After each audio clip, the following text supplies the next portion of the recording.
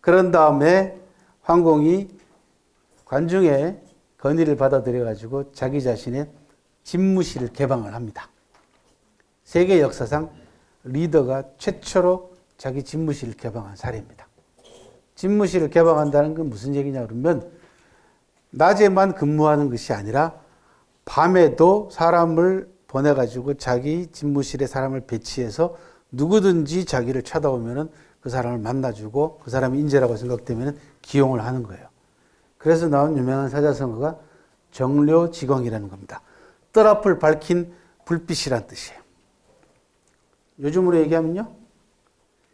24시간 심야 영업을 했다. 그죠? 이게 집무실이 이제 깜깜해지면은 전기불이 있는 게 아니니까 뜰에다가 전부 다 햇불을 쫙 밝혀야 돼요. 그 불을 보고 사람들이 찾아오는 거예요.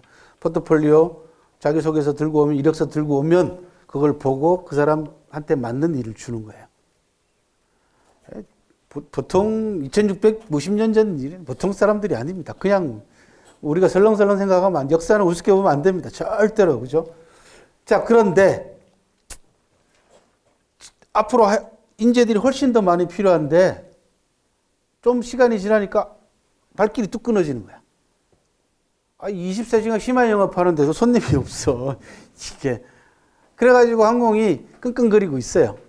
관중도 끙끙거리고 있어요. 그러던 어느 날 수염 이렇게 기르고 머리가 하얀 노인네 한 분이 와가지고 나 좀 기용하시오. 그렇게 얘기를 해요. 나 좀 써주시오.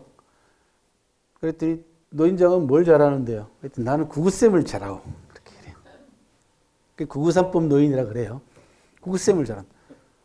구구쌤 누구나 다 할 줄 아는데 뭐 그게 재주라고 얘기를 하셔. 그랬더니 왜 지금 인재들이 발길이 뚝 끊어진지 아십니까? 그랬더니 모르죠. 그랬더니 당신과 황공의 눈이 너무 높아서, 그러니까 당신들이 기용한 인재들이 너무 수준이 높아.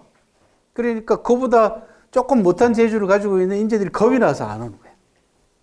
내가 저기 가가지고 저런 인재들, 기라성 같은 인재 있는 자리에서 나 같은 사람 가가지고 기용이 될 수 있을까? 겁이 나가지고 못 오는 거예요. 그런데 나처럼 구구쌤만 할 줄 아는 사람도 기용하면은 나보다 나은 사람들은 마음 놓고 쳐다볼 거 아니냐라는 거예요.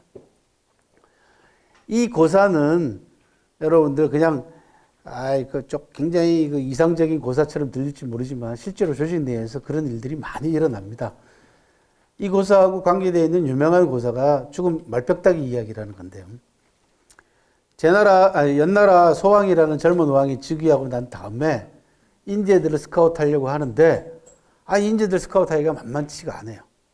그랬더니 곽외라고 하는 이름 모를 처사가 찾아와가지고 나를 기용해달라고 얘기를 해요. 그랬더니 당신이 뭘 잘하는지 내가 어떻게 알고? 그랬더니 이 가게가 옛날 이야기를 하나 들려줍니다. 옛날에 어떤 임금이 말 수집을 그렇게 좋아하는 임금이 있었어요. 그래서 천하의 명말을 비싼 값으로 내가 구하겠다고 방도 붙이고 SNS에 글도 올리고 난리를 치는데 못 구하는 거야. 그러다 어느 날 그 밑에 신하 하나가 대왕께서 저한테 1000금만 주시면 제가 한 달 이내에 구해오겠습니다. 이렇게 얘기를 하는 거야. 그 왕이 슬그머니 짜증도 화도 나고 또 한편으로는 기쁘기도 하죠. 몇 년 동안 한 마리도 못 구했는데 이놈의 인간 한 달 만에 구하겠다니까 기쁜데 이런 나를 보고도 지금까지 가만히 있다가 인제 와서 얘기해? 짜증 나죠. Anyway, 알았다 그래. 천금을 줘서 보냅니다. 한 달이 뭐야? 일주일도 안 돼가지고 명말을 구했다라고 신부름꾼이 와요. 야, 이것 봐라. 그러니까 기쁘기도 하고 또 한편 또 짜증 나는 거야. 일주일 만에 구할 수 있는 것이 나는 지금까지 뭐 한 거야? 그런데 바로 그 다음날 또 신부님꾼이 와가지고 뭐라고 얘기하냐면 어렵게 구한 명마가 죽었다는 거야. 이게 뭔 일이야?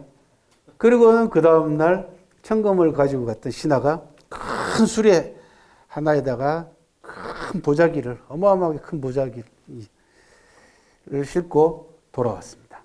그러고는 임금을 만나가지고 명마를 구해왔습니다. 그러는 거예요. 뭔 소리야 임마? 그랬더니 수레 이 보자기를 탁 풀어넣는데 보니까 전부 다 말벽다기야. 죽은 말벽다기를 명마라고 구해온 거예요. 그러면서 더 염장 지르는 소리를 해요. 제가 이걸 500금 주고 샀어요. 천금을 가져가가지고 죽은 말 뼈다귀를 500금을 주고 사갖고 온 거예요. 이거 완전히 미친놈이지. 그래서 임금이 화가 나가지고 여봐라 저놈 저거 당장 끌고 나가서 목을 베라.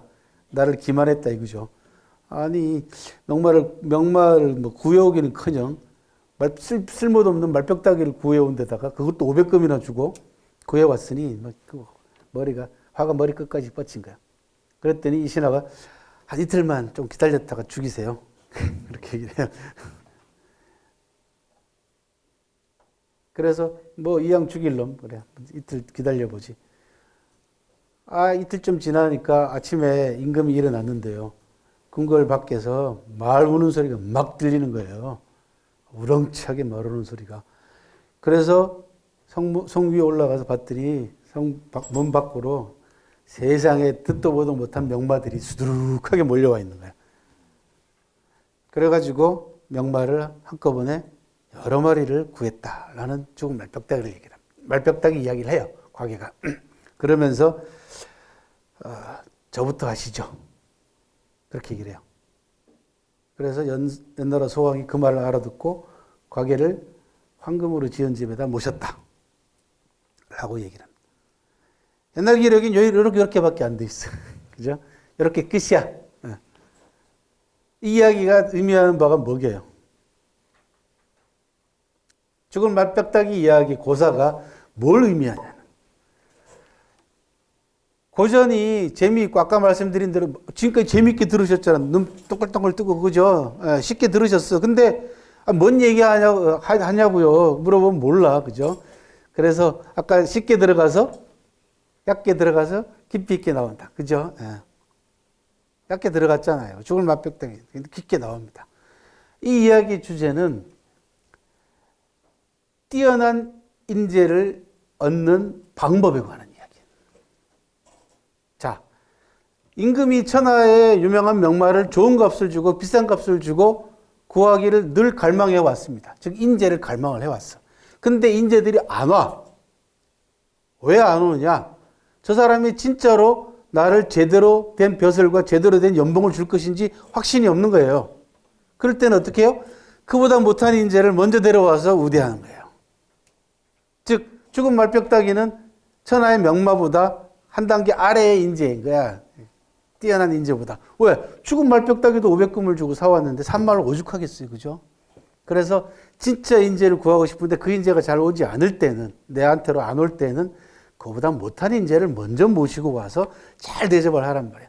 저 인재가 대접받는 거 보면 제가 저 정도 대접받는데 나는 저보다는 훨씬 더 두 배는 이런 거죠. 그래서 뛰어난 인재를 얻는 방법에 관한 이야기, 죽은 말뼈다귀 이야기입니다. 그러면서 저부터 하시죠. 그러니까 과계라는 나부터 좀 대접을 해봐라는 얘기죠. 그래서 황금으로 지은 집에다 모셨다라는 거예요. 황금대라고 합니다. 그게. 그럼 뭐냐 그러면 과계는 그냥 정치 자문하는 사람이에요. 다른 사람 볼 때는 별다른 재주가 없는 사람입니다. 그런데 과계를 황금으로 지은 집에다가 모셨다는 얘기는 잘 대접했다는 얘기 아닙니까? 그랬더니 사쟁취연했다. 인재들이 앞을 다투어 연나라로 달려왔다라는 유명한 죽은 말뼈다귀 이야기가 있습니다. 그 얘기하고 이 이야기하고는 일맥상통하는 이야기죠. 그죠? 993법 노인하고. 그렇게 해서 제 나라를, 그러니까 인재들을 다량으로 확보해서 부국강병, 부민부국을 이루었다. 그런 이야기입니다. 관중기념관에 조성되어 있는 정료지광 조형물입니다.